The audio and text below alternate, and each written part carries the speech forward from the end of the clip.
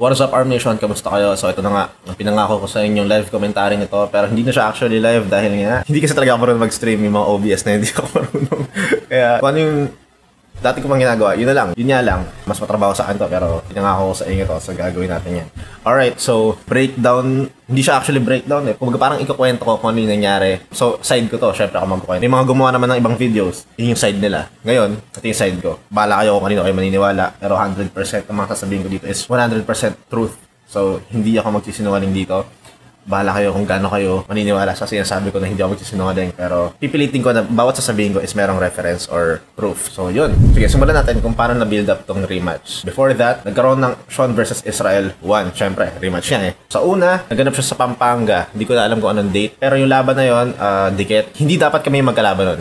So, ikukwento ko na rin ha. Sana hindi maging tunog excuses tong mga sasabihin ko. Pero, disclaimer lang, wala akong script. So, kung ano yung matatandaan ko, yun lang sasabihin ko. Kung maging successful tong video na to, ito na yung last dahil ayoko nang dagdagan pa yung mga issues. Gusto ko matapos na kasi syempre tapos na yung laban. So, move on tayo sa mga next nating laban or kumbaga ganon. Kailangan ko lang talaga yung sagutin yung mga nangyari dito kasi marami nagtatanong, maraming kumbaga mainit talaga yung issue na to. So, yun. Para matapos na. So, ito yung side ko. Narinig yung side nila. So, bahala na kayo kung kanino kayo maniniwala. Yan. So, let's go. Punta mo tayo sa 1. Yun nga, yung sa Pampanga. Yung Luzon versus Mindanao na laban, Sean versus Bo, talaga dapat yun. Pero nangyari, hindi sumipot si Bo sa laban na yun. So, since wala, nagkaroon na lang na ng kapalit, which is si Israel. Pero ang nangyari kasi dun guys, sobrang late na nangyari nung laban na yun, mga 10 PM na ata yun ng gabi. Hindi ko alam kung fresh si Israel nun. Pero ako that time, marami namang, kumbaga meron naman kaming vlog. So, meron kaming unreleased vlog. Nag-sparring na kami. Kumbaga parang in-enjoy na namin kasi para sa akin unofficial yun eh, yung Sean versus Israel 1. Kasi kumbaga hindi naman siya yung kalaban ko talaga nun, hindi ko siya pinaghandaan nun. At the same time, pumunta ako doon para kay Bo na hindi natuloy. So, yun, in-enjoy ko na eh, kung sino yung mga walang laban doon, nag-sparring na kami. And then, yun nga, umuwi na kami ng hotel na nila Renz, nila Mario, nung gabi. Tapos, bumalik kami. Kasi nga, yun nga, nalaman ko na andun pala si Israel. Which is, hindi ko siya talaga kilala. So, nalaman ko may laban kami. Ako, why not? Ang ina-expect ko palang laban nun si Dwayne. Kasi meron kami left-hand match. Pero yun nga, since nandun doon si Israel, why not, laban ako. Eh ako, kahit ano naman yan, go naman ako dyan eh. So, yun, ang gusto ko lang talaga i-point out doon na hindi talaga siya official for me. Pero tanggap ko yung first laban namin. Talo talaga ako doon. Okay lang yun. Tanggap ko yun. Ang pinapoint out ko lang talaga doon is para sa akin hindi siya official. Yun. Ang nangyari, yun nga, nag-trending dahil doon sa King's Move. Which is naging good thing din dahil sa arm wrestling, naabot niya yung mga hindi nakakapanood ng arm wrestling. Yun nga lang, ang problema lang, yung mga first time na nakapanood ng arm wrestling, ganun pa yung nakita nila. Pero okay lang kasi nag-build up ng curiosity yun para sa kanila na may arm wrestling pala talaga ng sport. So, hindi ako sumagot doon. So, mga bashers, iniis ko yun. Kumbaga parang sabi ko, okay lang, kasama sa process yan ng arm wrestling. Kumbaga, opportunity para makita nila na may arm wrestling pala talaga. Medyo negative siya sa side ko, pero okay lang kasi sa side ng arm wrestling, 100% positive siya. And then yun, after ng laban namin ni Israel, kinabukasan nun, may tournament. Sumali ako, sumali din sa Israel. Sumali yung team ko ng Cavite, sumali din yung team ng ibang Baguio. Hindi ko alam kung 4 ba na team na members ng team Baguio sumali. Sa amin, 5 ata ang sumali na Arm Nation. I mean, sa Cavite. Kumbaga parang naging team Baguio versus team Cavite siya. Pero marami pa rin naman ibang kasali. So, ang nangyari, nakuha ko yung first hammer. And then, so nakatapat ko sa finals, taga Baguio pa rin naman, which is si Baguio, yung top 1 nila. Hindi ko alam kung top 1 nila yun. So, medyo naguluhan yung mga tao na bakit nasa akin yung hammer. Pero natalo ko ni Israel. Hindi nila alam na 2 days event yun. First day, super matches. Tapos yung second day, yung tournament. So, naguluhan sila na parang, sino ngayon yung mas mataas? Yung nakakuha ng hammer o yung nanalo ng super match? So, doon kami nag-decide na parang, siguro maganda magkaroon ng rematch. Pero since Baguio nga yun, tas Cavite dito, napakalayo, di ba? So, sinong dadayo? Kami ba aakyat o sila yung bababa dito? So, medyo natagalan. Yun nga, hanggang nagkaroon ng negotiation. So, kukwento ko kung ano yung negotiation na naganap. Bala kayo, maniniwala kayo, pero I have proofs. So, ang nangyari, siguro after a week, nagkaroon ng kantsawan sa GC na rematch na yan. And then, nakita ko yung post, and then nakita ko yung comment nila na, dalawa sila eh. Si Baguio at si Gibo, sabi nila, layo pala ako ibabackread ko. Pero sabi nila, hindi exact pero sobrang lapit sa ganito. Man game naman, idol. Tapos sabi ni Gibo, oo nga.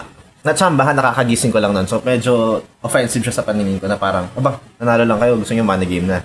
So parang napareply ako ng, bakit gusto nyo ba? Pero hindi ako nag-confirm. And then sabi nila, oo, idol. Tapos hindi ako nag-reply.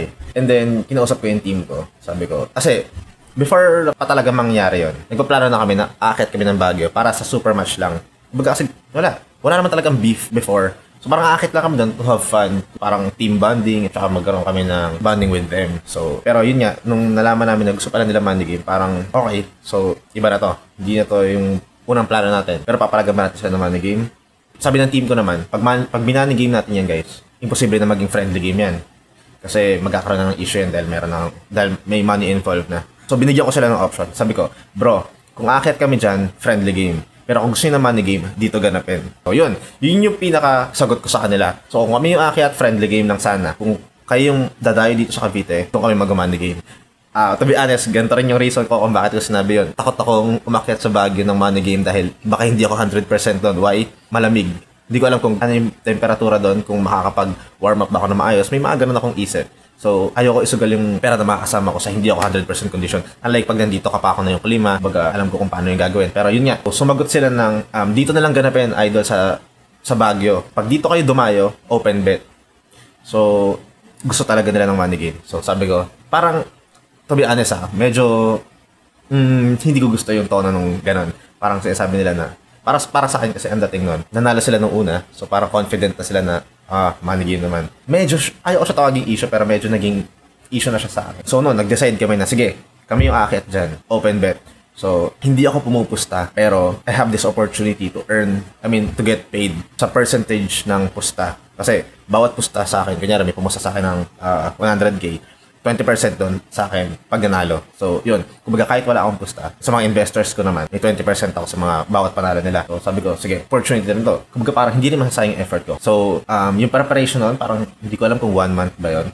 So, 1 month na yun, nag-serious training ako. Sabi ko, sige, paghahandaan ko to since yun nga, seryosong laban siya, may money involved, tsaka it's my chance to redeem myself. Kaya ako siya tinuturing na redemption match. So, yun. So, fast forward natin. 1 week out, nag-update kami kay Lagibo sa side nila kung tuloy ba. Pumalo kami ng, hindi ko pwede sabihin yung mga exact numbers So, pumalo kami ng 6 digits. Medyo mataas siya. Hindi namin sinabi yung exact sa kanila. Pero sabi namin, kinonfirm ko kung open bet. Sabi nila, idol, basta kayo yung nadayo.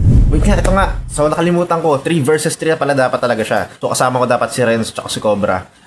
And then, kalaban nila si Jonathan at saka si Gibo. So 3v3 siya pero hindi natuloy yung 3v3 na yun dahil nga nag-cancel ng pusta sila Gibo. Based lang sa kwento sa akin to kasi personal na usapan nila yun. Kumbaga hindi ko talaga alam yung exact na pag-usap nila pero based na kwento sa akin, ang sabi ni Lemuel, mahihirapan siyang, kumbaga parang lugi siya kung dadayo siya doon, magpe-prep siya, then gagastos siya, tapos friendly match lang. Okay, so sabi ko sige, walang problema. Pero ako kasi gusto ko talaga ituloy dahil nga, yun nga, galing akong talo, I want to redeem myself. So yun, ang nangyari hindi rin pinayagan si Renz. Tapos na-cancel din sila. So parang naging 1v1 na lang talaga. So pupunta kami talaga dito sa Baguio ng team ko na isa lang ang laban. Ako lang talaga at saka si Israel. So yun, fast forward tayo. 19, the night before our match.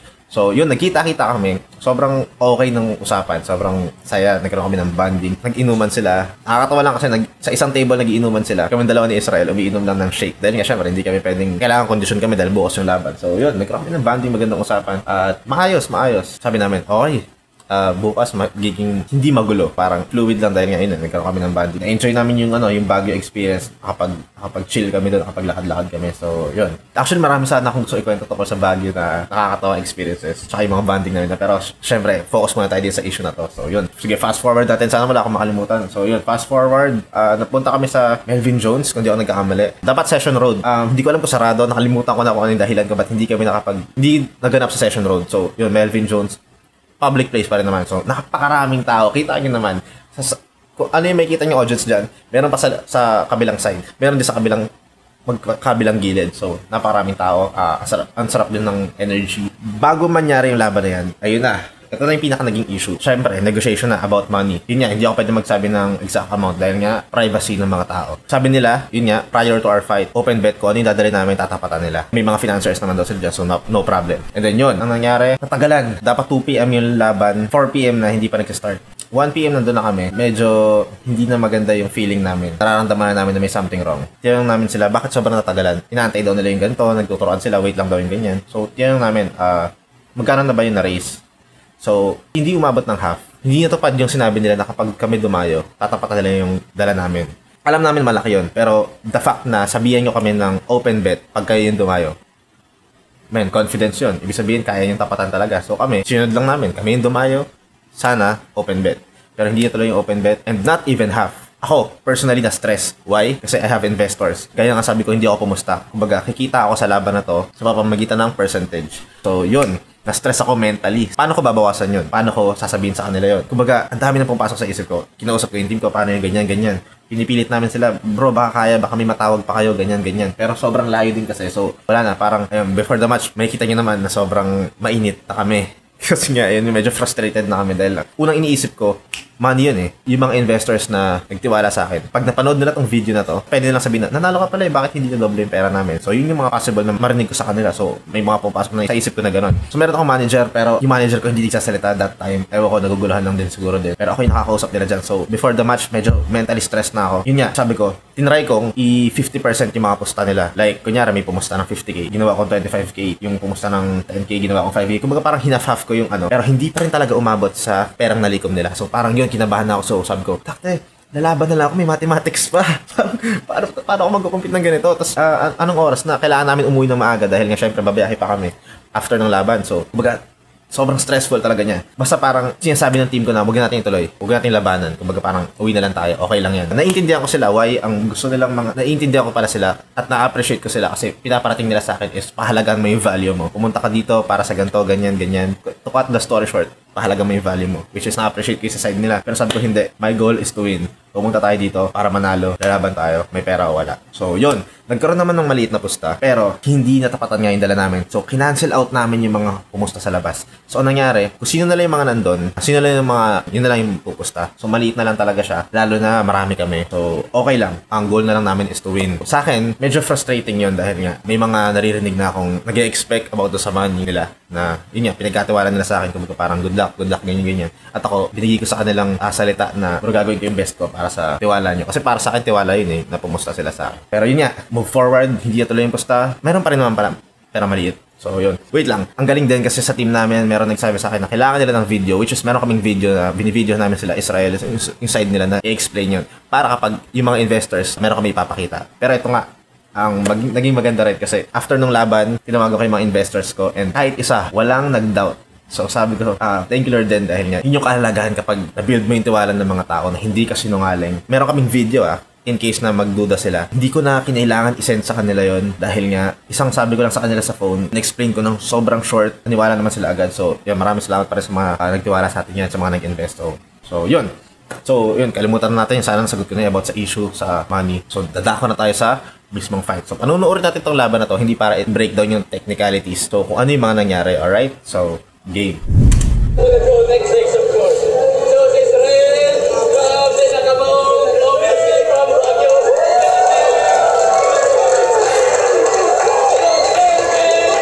May kita yung palakad-lakad ako dyan sa part na yan kasi nga, sobrang stress na ako niyan eh. Kumbaga parang nawala na yung game mode ko. So, parang china-channel ko siya. Kaya medyo makikita nyo gigil ako dyan kasi parang kailangan mo bumalik sa sa game mode kasi laban na ulit ito. So, yun nga, from mental battle, physical battle naman. So, yan. Wala bang lalapit dito? Ganyan na po. Hindi malis ka ng mga referee.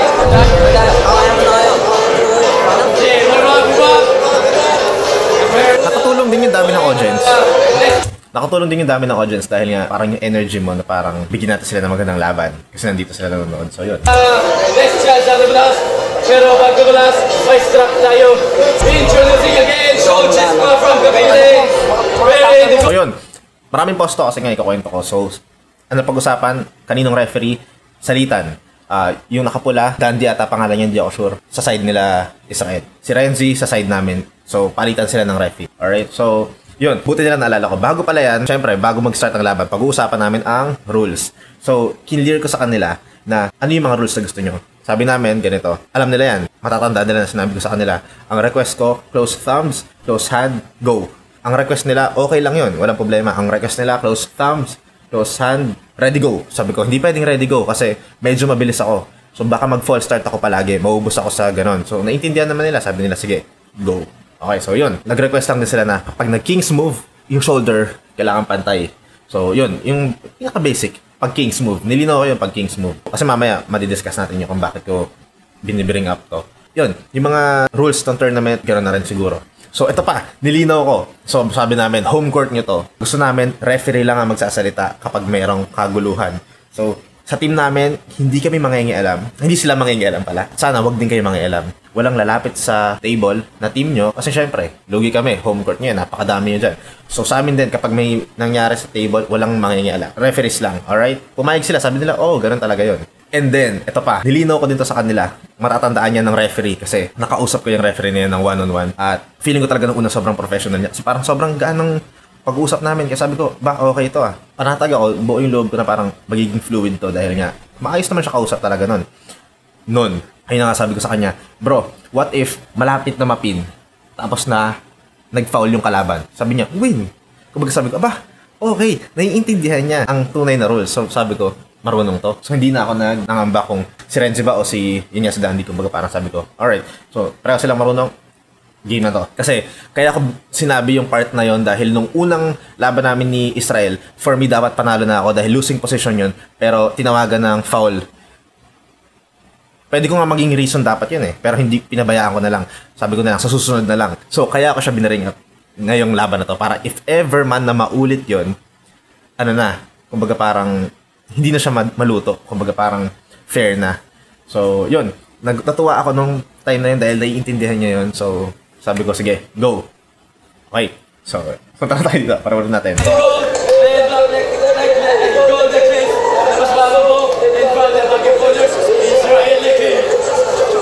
Walang mic yung MC nila pero magaling.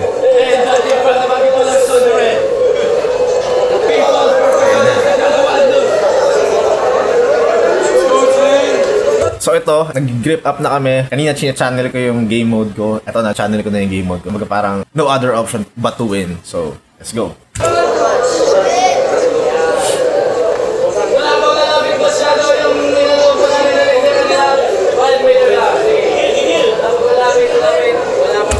So ito lang yung laban na hindi ako nakaramdam ng kahit konting kaba. Hindi ako nagayabang ako. Kumbaga parang ina-explain ko lang kung tunog mayabang siya kung iisipin niyo. Pero mag-explain ko kung bakit ko nasabi yun. Bakit? Kasi 100% yung preparation ko dito. So sabi ko, formality na lang to. Yun yung mindset ko Kumbaga hindi ko sinasabi na yun yung talaga yung mangyayari. Kumbaga yun yung nasa isip ko na parang hindi ako kinakabahan. Kaya ako siya binanggit para matutunan nyo na malaking factor talaga ang mindset sa mga gantong laro. Kahit sabihin yung physical sport siya, iba pa rin ang factor ng mental. Kung ma-adapt nyo yung ganong mindset na parang fighting spirit mo, makokontrol mo, iba. Compared sa medyo kabado ka, na doubtful ka. So yun. So, game.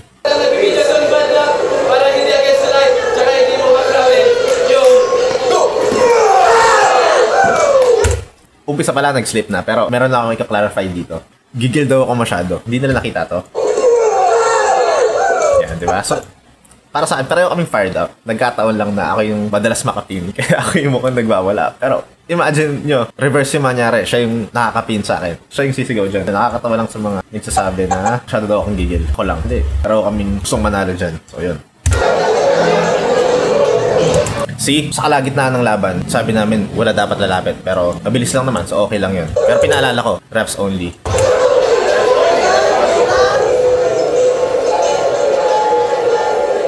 Patayan ako, magic shades. Alright.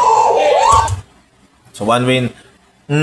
Post-fight, may mga nagko-comments na elbow foul. Which is, nakita ko rin naman na elbow foul. Pero, mababago ba yun? Mababago ba yung score? Kung mag-comment sila ng elbow foul. So, hindi natin makikita kasi referee nga mag-decide So, referee's decision, win. So, malinaw na one win. Kahit sino dyan, walang nakakita ng elbow foul. At hindi siya intentional sa akin na mag-elbow foul. Yun yung pinagkataka namin na parang naging after nung ma-upload tong laban na to, nag-comment pa sila. So, para sa amin, nonsense, di ba? Referee nyo yan, no? Referee nyo yung nasa harap nyo. Hindi siya tumawag na elbow foul. Kumbaga, kontrolado ko ba yun? So, hindi. Para sa amin, hindi siya dapat mag-i-issue. Lalo na, tapos na yung laban. So, yun, 1-0.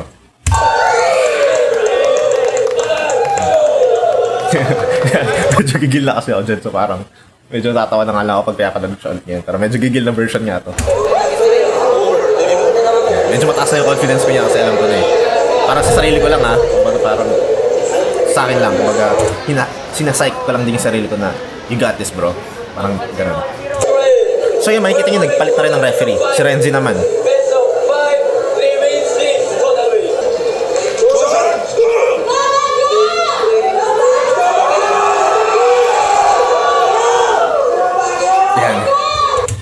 Makikita nyo dito, mamaya, medyo magkakainitan. Kasi nga, sobrang hype na ako. So, parang nade-delay. So, napuputol yung momentum yun. Hindi ko alam kung anong tawag doon. Pero nakakaputol siya ng momentum.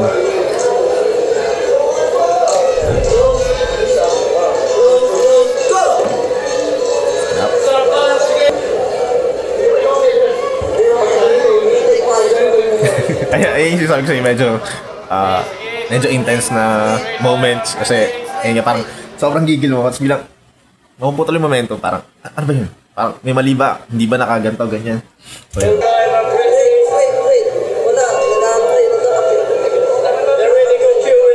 Tama naman si Renzi doon. Nakakap ako doon so hindi niya start.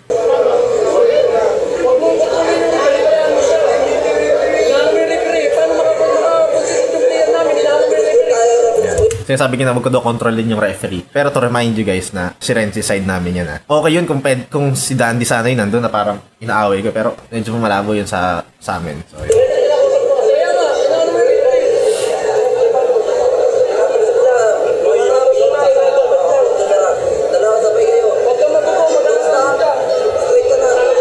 So ayun na, clear ko lang din. The whole time ang kausap ko si Renzi, hindi ko sinisira yung discard ni Israel. Wala ko sinasabi kay Israel na ganito ganyan. Sa referee ako nagsasabi. Medyo natawa lang din ako na parang gusto niya mag-go si Israel. Pero sabi ko, underground yung rules na yun Tournament rules tayo. So yun. Buti na lang si Israel, natuwa rin ako na nagsabi siya na siya daw mag-go. So, good.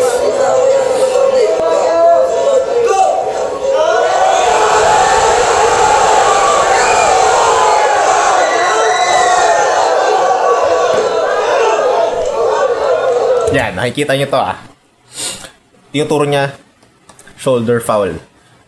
Although, eto, sige, balik natin ng konti.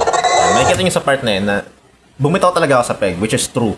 But ang pinag-usapan natin dito is walang mangingialam. Referee lang ang magsasabi. So, hindi mangingialam yung team ko, hindi mangingialam yung team nyo. Referee's decision. Tandaan nyo ang referee's decision is shoulder foul. Ang tumawag ng peg foul, actually, nagtawag sila ng peg foul dyan after they watch the video. So, parang later on na. So, yan nakita nyo Anong shoulder offensive ako? Which is tama. Confident ako na sabihin yung statement na tama ako dito dahil offensive ako. Pwede talagang mag-below parallel yung shoulder mo pag offensive ka. Pero, sinasabi nila Gibu dyan, peg foul daw. After na ng match. So, parang sabi ko, nakahanap lang kayo ng butas Parang, kumbaga, yung referee nyo ang nagsabi ng shoulder foul. So, sisiin nyo yung referee nyo. Kumbaga, parang, bakit nasasabihin na peg foul? Which is, kita naman, talagang bumitaw ako sa peg. Pero, dapat referee ang magsasabi nun.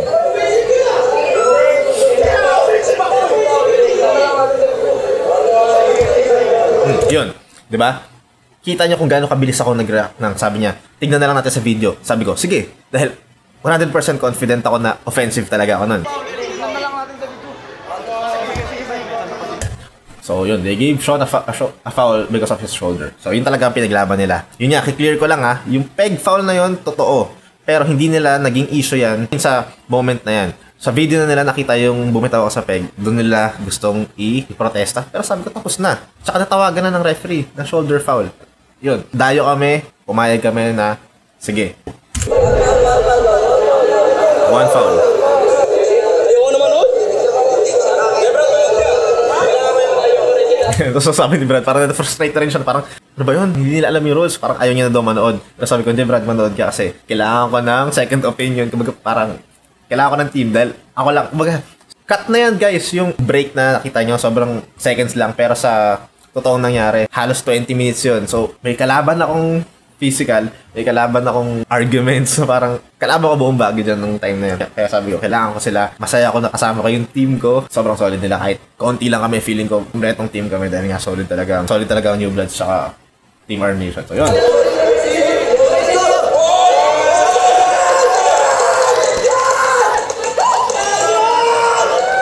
So, yun, 2-0. Malinis naman ata, di ba? Ito lang napansin ko sa laban na to. Merong strategy si Israel na mag-elbow foul. Baga parang naging technique niya to.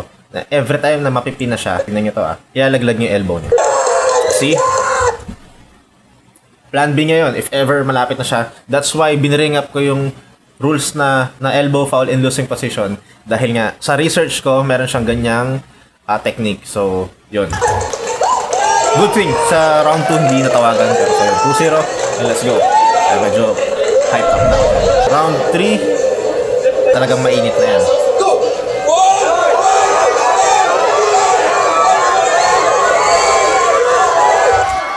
So, ito.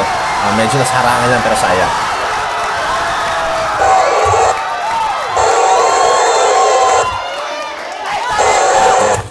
So, yun.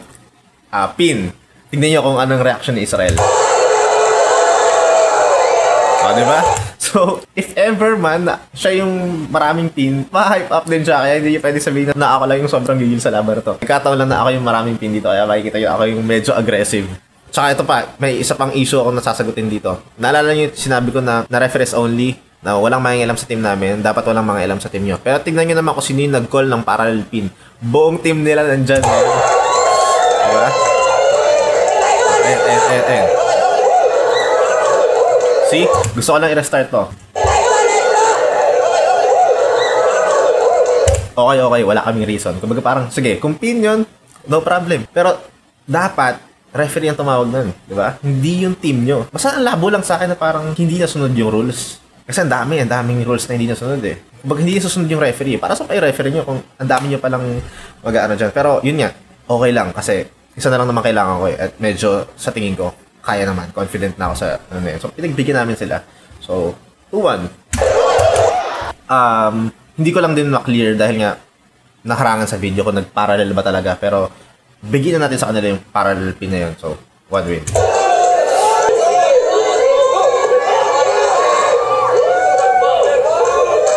Natatawa na ako dyan kasi medyo na-feel ko lang para lang sa side ko, hindi ko lang kung tama ba ako. Pero medyo na-feel ko na kaya na.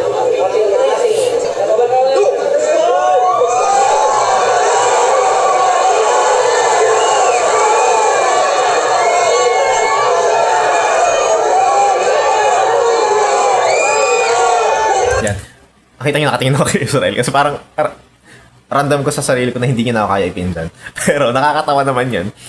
Hindi ko rin siya mapin. Parang nahihirapan ako, sabi ko parang hindi niya ako mapin pero hindi ko rin pala siya mapin. Nakakatawa kasi normally kapag nag-hold ka, confident ka na tapos parang ipin mo na. Pero ako, nung hinold ko siya sabi ko hindi niya ako kaya ipin. Pero nag-try ako, nag-pin. Sabi ko hindi pala kaya pa. So yun, minort ko pa talaga para mapin.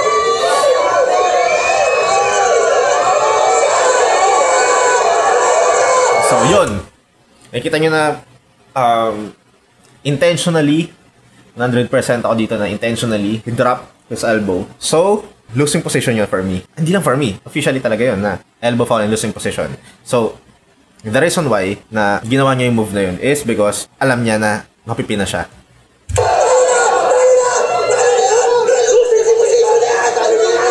Yun. Ito rin. Sige, ito magandang kwento to.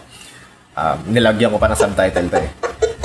Panoorin niyo yung bibig ng referee kung anong tawag Diba? Parang sabi niya sa team niya, kinakausap niya yung team niya, losing position. So yan, tingnan natin. See that? Tumawag siya ng win. Alright. Tumawag din siya ng win. So dapat 3-1 na. Wait. Diba? So, isa sa mga pinakamahabang break, siguro mga 25 minutes. Or 30 minutes, di ko alam. OA naman yung 30 minutes. Siguro mga 25 minutes na discussion about that. So, sabi nila, ganyan. And then, nakita nyo actually, late ko na rin nakakita yun na tumawag yung referee at bumukas sa bibig niya na losing position. Late ko na nakita nung nag-edit na ako. Pero that time, kausap ko yung referee na sabi niya, bro, imposible mag-losing position kasi nasa gitna pa daw. Sabi ko, para nasa gitna? Offensive na ako Hindi naman ako nag-kings move nun Kumbaga sobrang alam ko sa sarili ko na malapit na mapin. That's why hindi na ako umangat. Kumbaga parang malapit na mapin Yung tutuloy ko. Kaya yung natatandaan ko na parang malapit na siya mapin. So, alam ko na sobrang close niya na to the pin pad. And then, nag-elbow foul siya. So, hindi ko rin alam kung nag-parallel pin yun. Pero, kahit anong mangyari doon, it's a win. So, hindi nila tinanggap yung argument namin na yun. Sabi nila, hindi siya losing position. So, gusto nila i-cancel.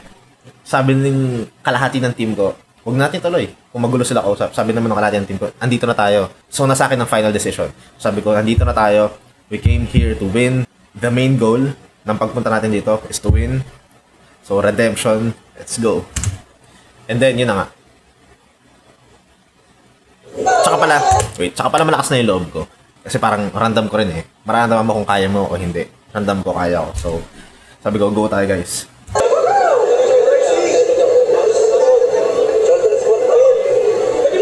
Wait lang, sobrang na ano lang din ako. Na-disappoint lang din ako sa referee nila. Kasi parang, nung una talaga, natuwa ako sa kanya talaga. Parang, hindi ko siya kilala First time ko siyang na-meet. Pero sabi ko, sa pagkukwentuhan namin, professional siya. Baga natuwa ako na alam niya yung rules. Like, nagkakasundo kami sa mga rules. Hindi kami sa mga close thumbs, close hands go. Hindi kami masyado nagkaroon ng problema doon. Kasi habang nag-discuss kami ng mga rules, sobrang oo lang kami ng oo. Wala naging problema.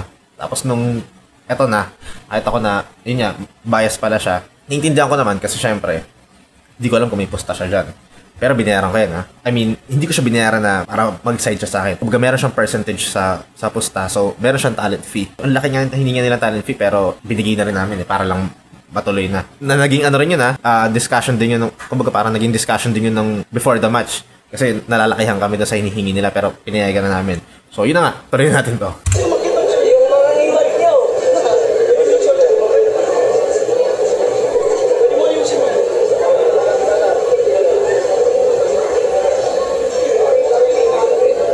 Nakikita nyo yun, confident na talaga akong aking tong match na to. Kasi tinatry niya ako i-pronate. So nagkakasubukan kami dyan sa setup na yun. Tinatry niya akong pronate pero nakakap ko siya. So sabi ko, kahit ano mangyari sa amin na to. Kaya makikita nyo kung ano yung gagawin ko dito.